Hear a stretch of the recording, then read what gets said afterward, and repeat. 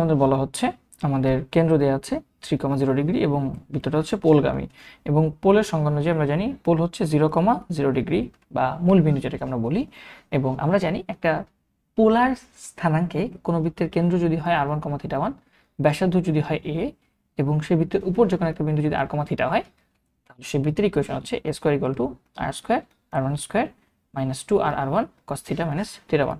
তাহলে এই ক্ষেত্রে আমরা বলতে পারি আমাদের ইকুয়েশনটা ধরে নেই যে a² = r²। এখানে r এর মান তো আমরা জানি না, বাট r1 এর মান জানি। r1 এর মান হচ্ছে 3, সো 3² - 2 × r × 3 cos θ - 0 ডিগ্রি। ঠিক আছে, এটা হচ্ছে θ1, এটা হচ্ছে r1।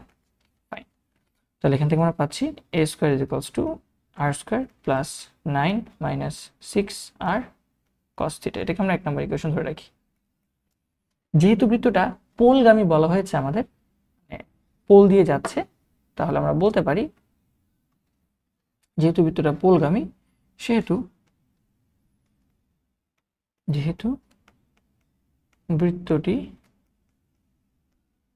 পোলগামী, তার মানে বৃত্তটা পোল দিয়ে সিদ্ধ হবে, 0, 0 দিয়ে সিদ্ধ হবে।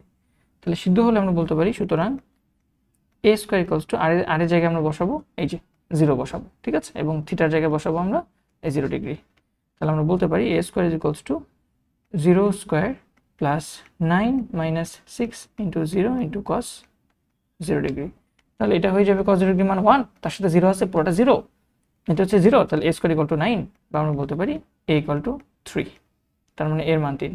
এখন এর মান 3 1 নম্বর ইকুয়েশনে বসাই দিলে আমাদের কাজ শেষ। তাহলে a² বা 3² = r² + 9 - 6r cos θ। উভয় পক্ষ থেকে যেটা দেখতে পাচ্ছি 3² না 9 কাটাকাটি চলে যাচ্ছে, তাহলে থাকতেছে r² = 6r cos θ। আর কেটে দাও, তাহলে r = আমাদের থাকতেছে 6 cos θ। সো এটাই হচ্ছে আমাদের অ্যান্সার। হোপফুলি আমরা এটা বুঝতে পেরেছি। ধন্যবাদ সবাইকে।